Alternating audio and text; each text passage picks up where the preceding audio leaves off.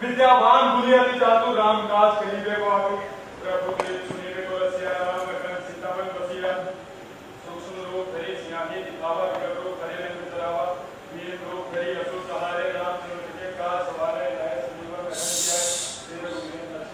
ये है बड़े भाई साहब, मुझसे 5 साल बड़े हैं, लेकिन दर्जे में केवल 3 दर्जे आगे। इन्होंने अपनी पढ़ाई की शुरुआत उसी उम्र में की थी जिस उम्र में मैंने की थी, लेकिन तालीम जैसे महत्व के मामले में ये जल्दबाजी से काम लेना बिल्कुल पसंद नहीं करते। 1 साल का काम 2 साल में करते और कभी कभी तो उसी काम को करने में 3 साल तक लगा देते हैं। मेरी उम्र 9 साल है और भाई साहब 14 साल के हैं। इन्हें मेरी तंबीह और निगरानी का पूरा और जन्म सिद्ध अधिकार है और मेरी शालीनता इसी में है कि मैं इनके हुक्म को कानून समझूं।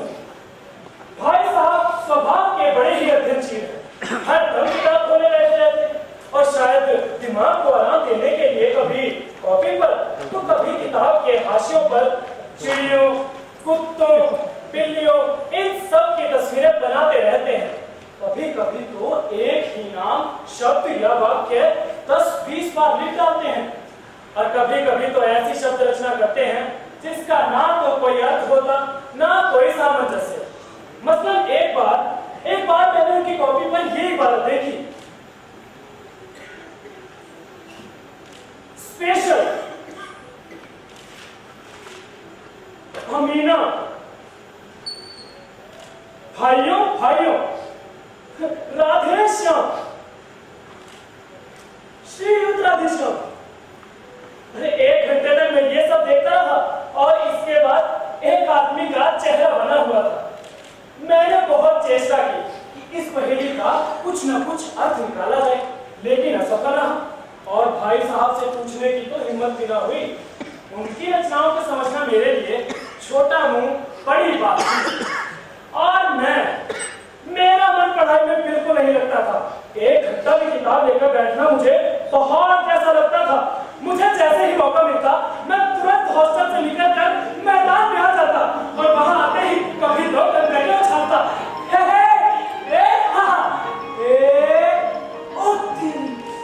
काका माफ करना, और कभी कागज के जहाज उड़ाता।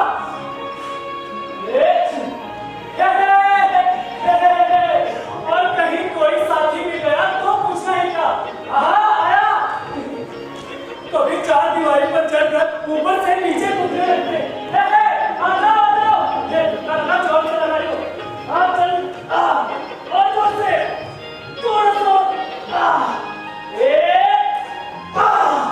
और कभी मोटर कार का आनंद उठाने के लिए फाटक पर सवार हो जाते और उसे आगे और पीछे करते रहते।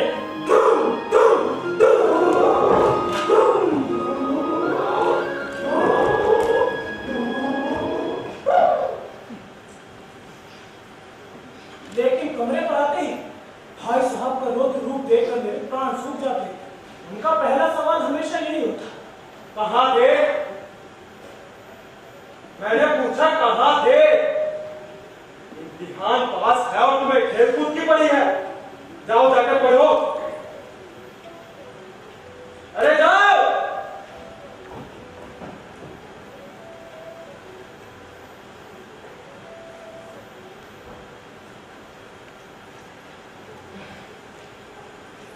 हमेशा यही सवाल इसी ध्वनि में पूछा जाता था और इसका जवाब मेरे पास केवल मौन था।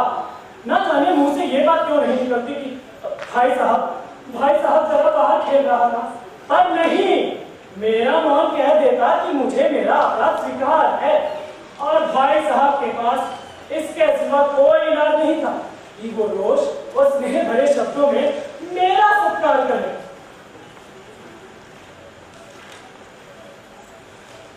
Once there was a crow. He was very thirsty.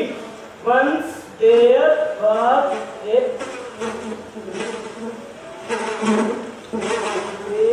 crow.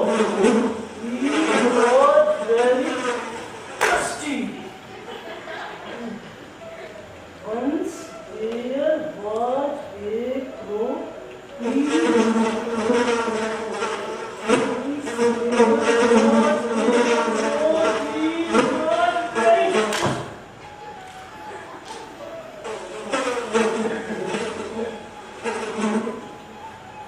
क्या है ये? इस तरह अंग्रेजी पढ़ोगे? अरे इस तरह अंग्रेजी पढ़ोगे तो जीवन भर पढ़ते रहोगे और एक अक्षर तक नहीं आएगा। अरे अंग्रेजी पढ़ना कोई फंसी खेल थोड़ी ना है कि जो चाहे पढ़ ले। अरे ऐसे तो कोई भी आना गहरा नथु खैरा सभी अंग्रेजी विषय के विद्वान हो जाते। यहाँ रात दिन आंखें खोलनी पड़ती है, खून जलाना पड़ता है, तब कहीं जाकर ये विद्या आती है। और आती भी क्या है? हाँ, कहने को आ भी जाती है। बड़े बड़े विद्वान भी शुद्ध अंग्रेजी नहीं लिख सकते, बोलना तो दूर रहा।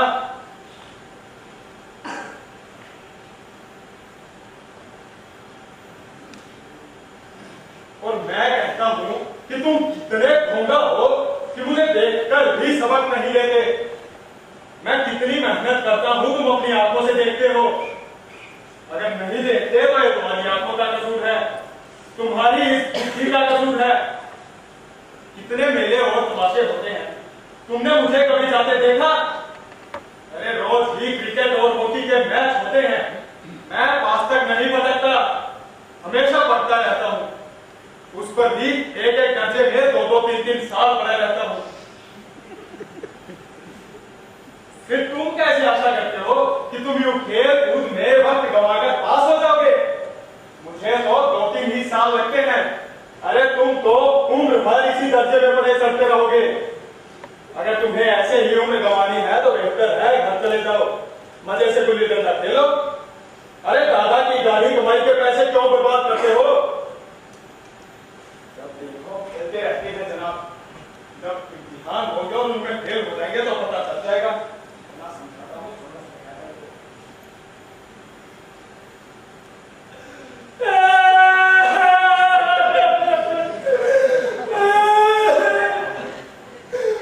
मैं ये लताड़ सुनकर आंसू बहाने लगता। अरे जवाब ही क्या था? अपराध तो मैंने क्या, बता कौन सा है? भाई साहब उपदेश की कला में बड़े निपुण थे। ऐसी ऐसी लंबी बातें कहते, ऐसे ऐसे सुक्ति बाण चलाते कि मेरे जिगर के टुकड़े टुकड़े हो जाते और सारी हिम्मत टूट जाती। अरे इस तरह जान तोड़कर मेहनत करने की शक्ति मुझ में तो नहीं थी। और इस निराशा में मैं जरा देर के लिए ये सोचने लगता कि क्यों ना घर चला जाऊं। अरे जो काम मेरे बस का नहीं है, जो काम मेरे बूते के बाहर है, उसमें हाथ डालकर अपनी जिंदगी क्यों खराब करूं? मुझे अपना मूर्ख रहना मंजूर था, पर इतनी मेहनत मुझे बहुत छुपकर आ जाता था। लेकिन घंटे 2 घंटे बाद निराशा के बादल बिल्कुल हट जाते और मैं इरादा करता कि आगे से खूब जी लगाकर पढ़ूंगा। चटपट एक टाइम टेबल तैयार करता। अब बिना पहले से कोई नक्शा बनाए, बिना कोई स्कीम तैयार किए काम कैसे शुरू करें? टाइम टेबल में खेल कूद की मत तो बिल्कुल उड़ जाती।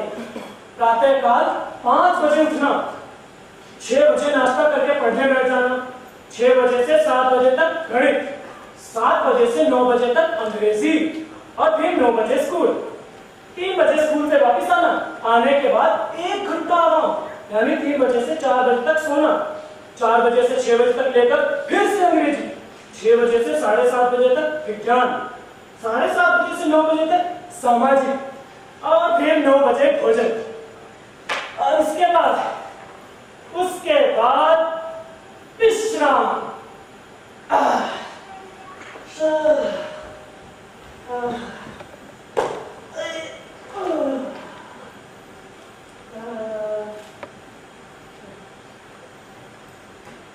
टाइम टेबल बना लेना एक बात है और उस पर अमल करना दूसरी बात। पहले ही दिन टाइम टेबल की अवहेलना शुरू हो जाती। मैदान की वो सुखद हरियाली, आहा, हवा के हल्के हल्के झोंके, आहा, वो फुटबॉल की उछल कूद, हे हे हे हे हे हे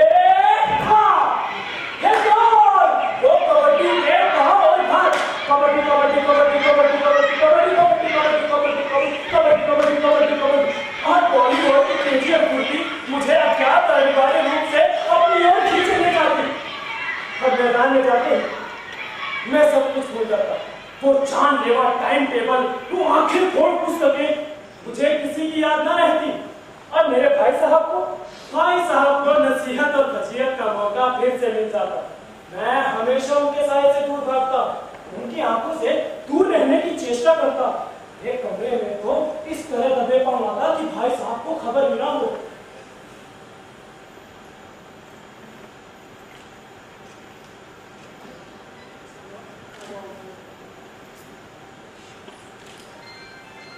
उनकी नजर मेरी ओर थी और मेरे प्राण निकले। हमेशा सिर पर एक नंगी तलवार से लटकती मालूम होती थी।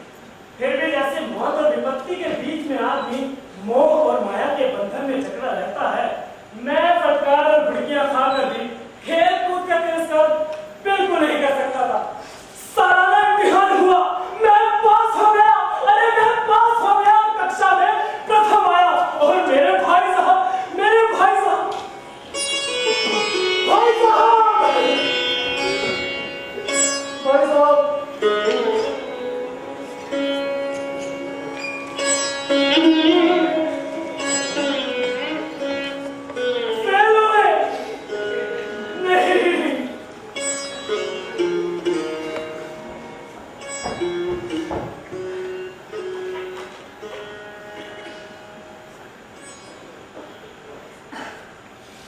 अब मेरे और भाई साहब के बीच में केवल 2 दर्जे का अंतर बचा था। मुझे बहुत डांटते थे।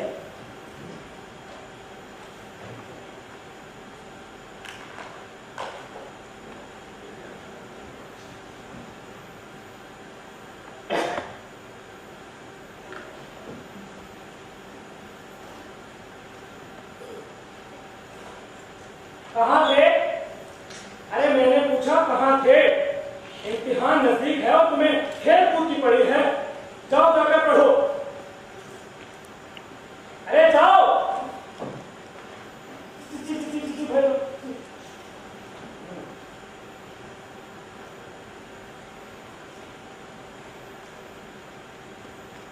क्या है ये?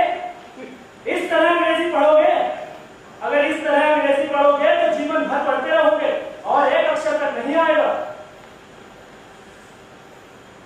जी में तो आया भाई साहब को आए हाथ धोलूं। आपकी वो घोर तपस्या कहाँ गई? मुझे देखिए मजे से खेलता भी रहा और कक्षा में प्रथम भी आया हूँ।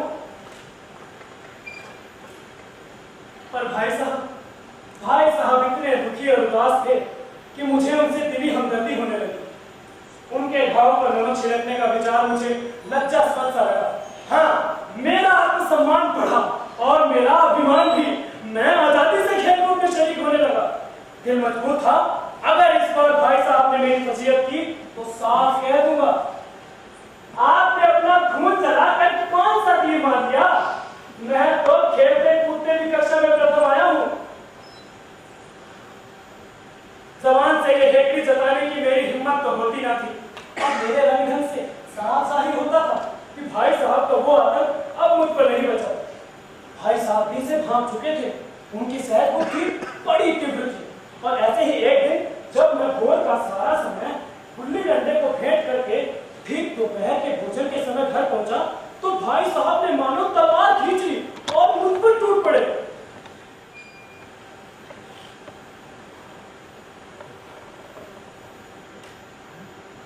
इस गाने को सुनने के लिए फरमाइश की है सिंगर छत्तीसगढ़ से देवेंद्र जैन, सरिता और प्रदीप जैन ने।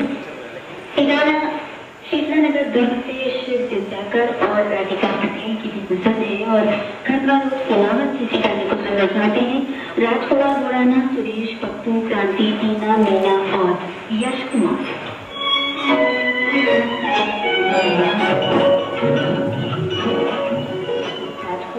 सूदन, आरती पूजा जैन और प्रयागराज।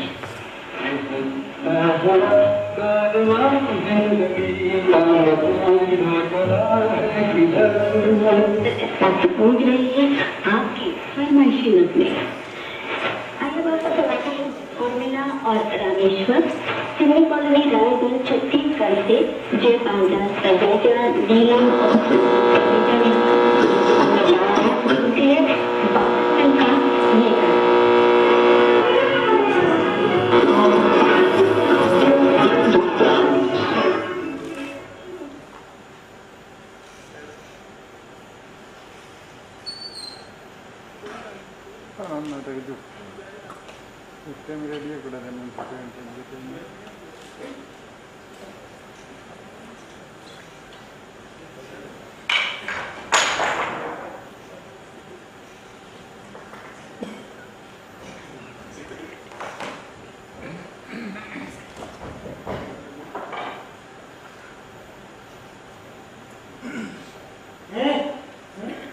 हाथ धोकर आओ।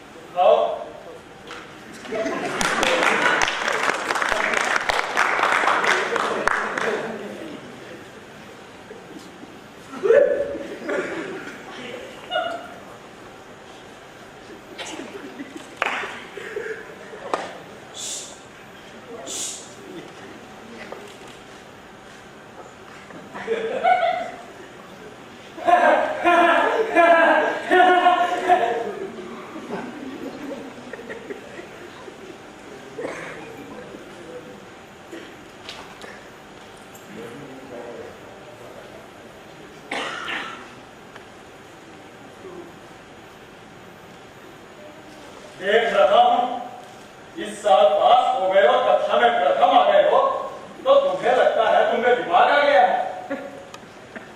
मगर महोदय, घमंड तो बड़े बड़ों का नहीं रहा, तुम्हारी तो भक्ति ही क्या है। खाना कैसा बना है तो खाओ।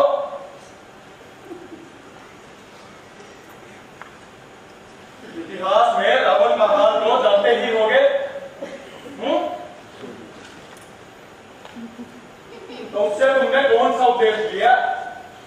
ये महज इम्तिहान पास कर लेना कोई बड़ी चीज नहीं, असल चीज है बुद्धि का विकास। इसलिए जो कुछ पढ़ो उसका अभिप्राय समझा करो। खाओ।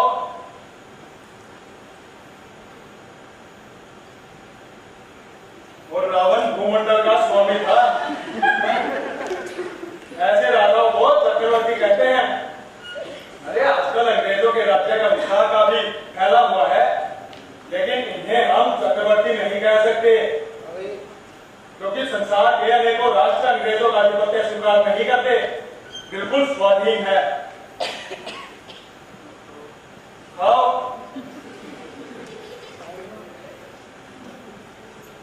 रावण चक्रवर्ती राजा था, क्योंकि संसार के सभी राजाओं से कर और सौगात देते थे, बड़े बड़े देवताओं की गुलामी करते थे, और यहाँ तक कि अग्नि और पानी के देवता भी उसके दास थे। फिर भी उसका अंत क्या हुआ? घमंड ने उसका नामो निशान तक मिटा दिया। कोई उसे एक चुल्लू भर पानी देने वाला भी नहीं बचा। आओ खाना खाओ।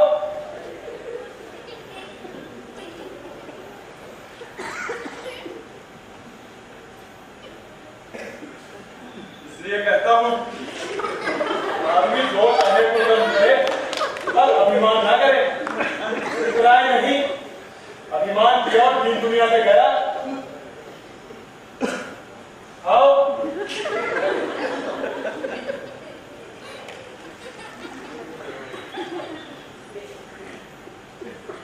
खाओ, खाओ।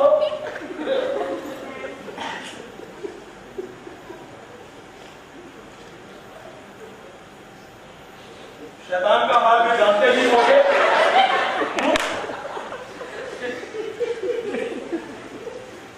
उसे यह अभिमान हुआ था कि ईश्वर का उससे बढ़कर सच्चा भक्त कोई है ही नहीं।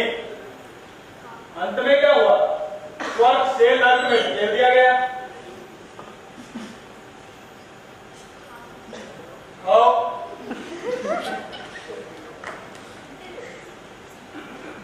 और हाँ, शाहरुम, अरे पढ़ा है शाहरुम के बारे में?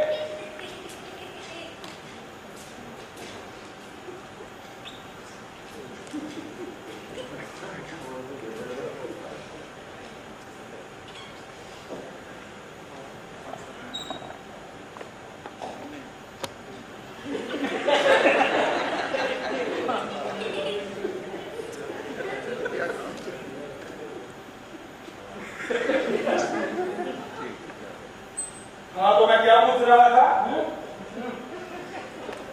शाहरुम।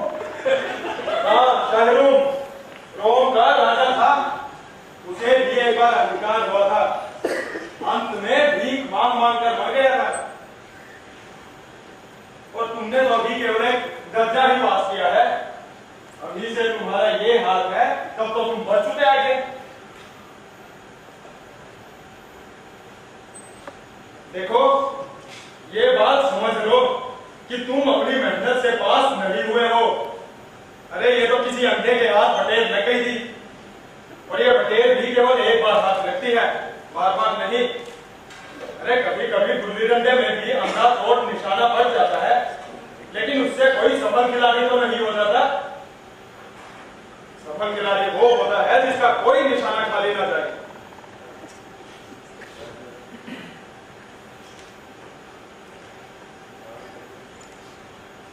और मेरे फेल होने पर ना जाओ। जब मेरे दर्जे में आओगे तो तुम्हारे दांतों पसीना आ जाएगा। जब ये अलजेब्रा और ज्योमेट्री के लोहे के चले जमाने पड़ेंगे और इंग्लिस्तान का इतिहास पढ़ना पड़ेगा। बादशाहों के नाम याद रखना आसान नहीं। आज तो ये हेनरी हुए हैं। अरे कौन सा कांड किस हेनरी के समय में हुआ, ये याद रखना आसान समझते हो?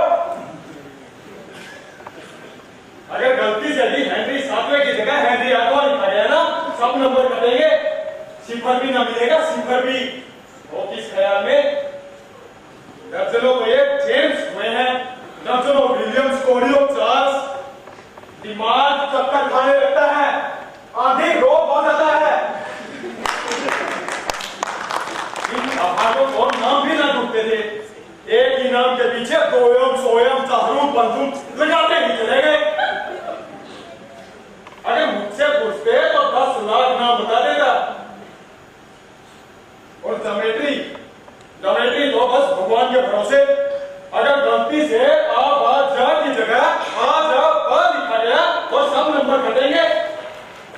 कोई इन नेतई मुक्तहीनों से क्यों नहीं पूछता कि आखिर आ बा जा और आ जा बा में क्या फर्क होता है, और क्यों इन व्यर्थ की बातों के लिए छात्रों का खून करते हो? भैया दाल भात रोटी खाई या भात दाल रोटी खाई, इसमें क्या रखा है? लेकिन इन अध्यापकों को क्या परवाह, ये तो बस वही देखते हैं जो पुस्तकों में लिखा होता है। चाहते हैं कि बच्चे अक्षर अक्षर कर डाले और इसी रतन का नाम शिक्षा रख छोड़ा है। आखिर इन बेसिक पैर की बातों को पढ़ने से क्या फायदा? कहते हैं इस रेखा पर वो लंब गिरा दो तो आधार लंब से दोगुना होगा। पूछिए इससे प्रयोजन? भाई पूछिए, दोगुना नहीं चौगुना हो जाए या आधा ही रहे मेरी वजह से। लेकिन परीक्षा में पास होना है तो ये सब बुरा बात याद करनी पड़ेगी।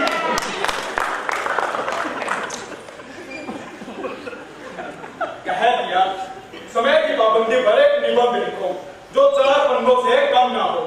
अब आप कापी सामने खोलिए, कलम हाथ में लिए और उनके नाम को ढूंढिए। भाई कौन नहीं जानता कि समय की पाबंदी बहुत अच्छी बात है। इससे आदमी के जीवन में संयम आ जाता है, दूसरों का उस पर स्नेह होने लगता है और उसके कारोबार में उन्नति होती है। लेकिन इस जरा सी बात पर 4 पन्ने, भाई कैसे लिखे? जो बात एक वाक्य में कही जा सकती है उसे 4 पन्नों में लिखने की क्या जरूरत? मैं तो इसे और भी हिमाचल समझता हूँ।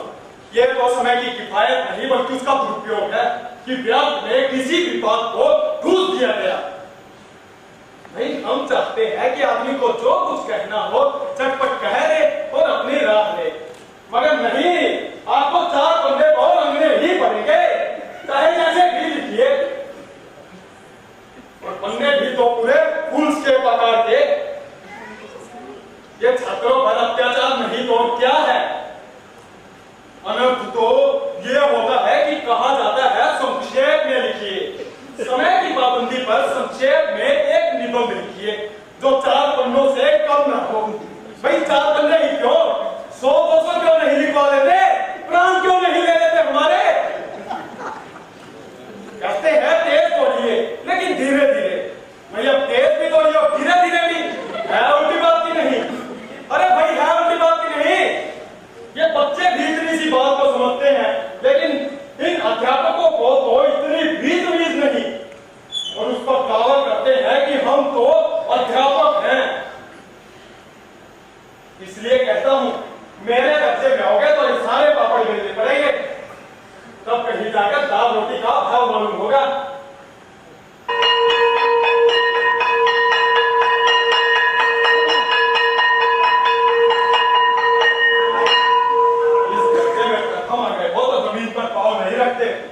इसलिए मेरा कहना मानिए, लाख फेल हो गया हूं लेकिन तुमसे बड़ा हूं। इस दुनिया का मुझे तुमसे ज्यादा ज्ञान है, इसलिए जो कुछ कहता हूं उसे गिरा बांधिए, नहीं तो पछताइएगा। इस साल इम्तिहान में पास हो गए तो सोचते हैं मुझसे ज्यादा ज्ञान आ गया, लेकिन अगले साल फिर इम्तिहान होंगे तो पता चलेगा। स्कूल का समय निकट था, नहीं तो ईश्वर ही जाने ये उपदेश माला कब समाप्त होगी। भोजन के बाद मुझे निस्वार्थ सा लग रहा था। भाई जब प्रथम आने पर यह तिरस्कार हो रहा है तो फेल हो जाने पर तो शायद प्राण ही नहीं लेगा।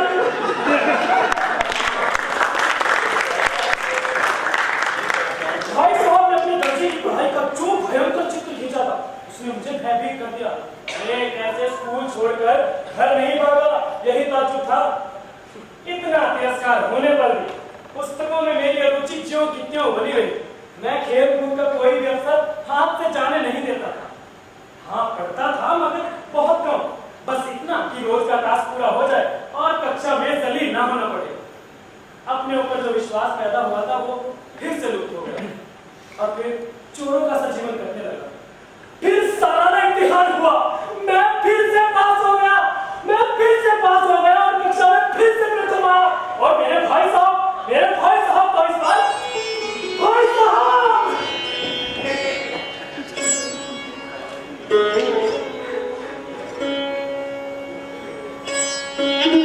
फिर से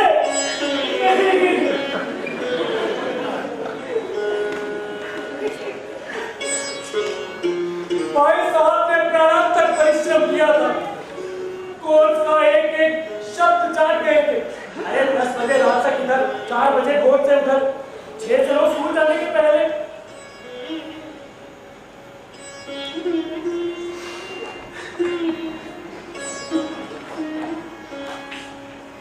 मुद्रा क्रांतिहीन हो गई, मगर बेचारे फेल हो गए। नतीजा सुनाया गया तो वो रोने लगे और मैं भी रोने लगा।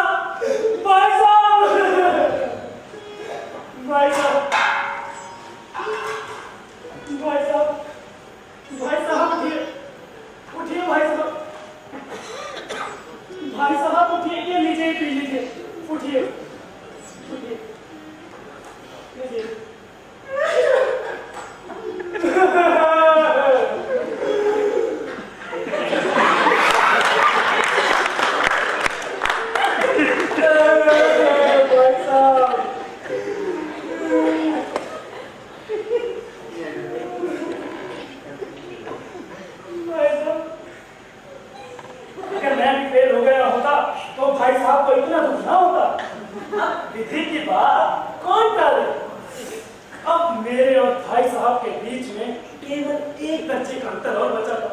मन में एक कुटिल भावना उदय हुई कि कहीं भाई साहब 1 साल और अरे फेल हो जाए तो मैं उनके समकक्ष आ जाऊंगा, फिर किस आधार पर मेरी फजीहत कर सकेंगे। लेकिन मैंने अपने इस कमीने विचार दिल से बलपूर्वक निकाल डाला। आखिर वो मुझे मेरे हित के विचार से ही तो डांटते हैं। हाँ, मुझे उस वक्त बुरा लगता है, पर ये शायद उनके ही उपदेशों का असर हो कि मैं दनादन पास होता रहता हूँ, और वो भी इतने अच्छे नंबरों से। अब भाई साहब बहुत नर्म पड़ गए थे। कई बार मुझे डांटने का अवसर पाकर भी उन्होंने बड़े धीरज से काम लिया।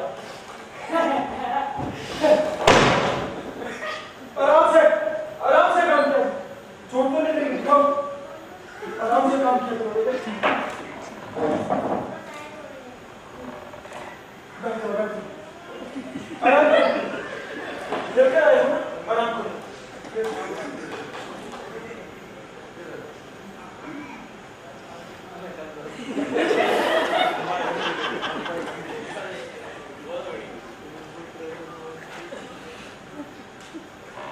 अब भाई साहब को खुद लगने लगा था कि मुझे डांटने का अधिकार अब उन्हें बचा ही नहीं, और बचा भी तो बहुत ही कम।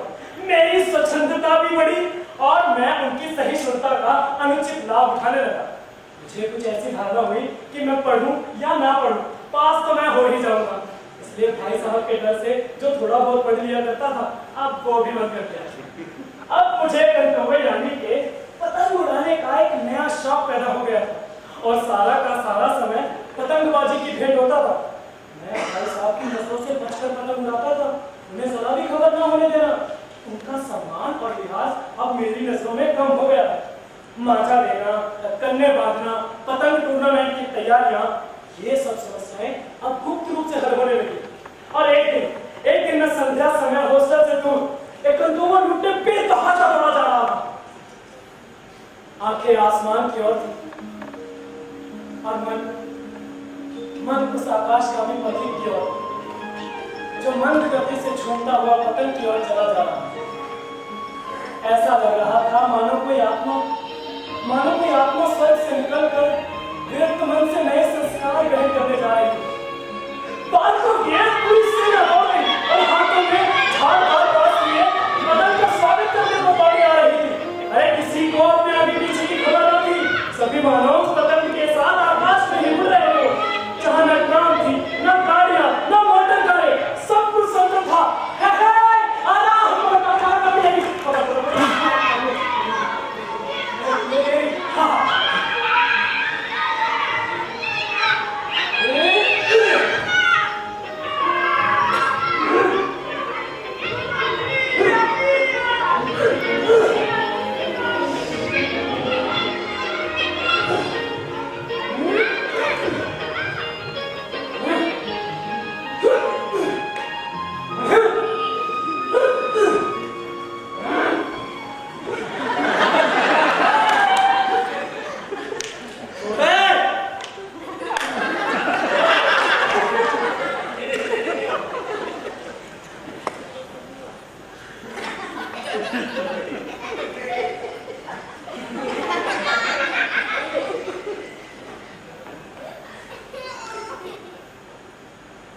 इन बाजारी लोगों के साथ घेरे की पतंग के लिए तोड़ते तुम्हें बिल्कुल भी शर्म नहीं आती।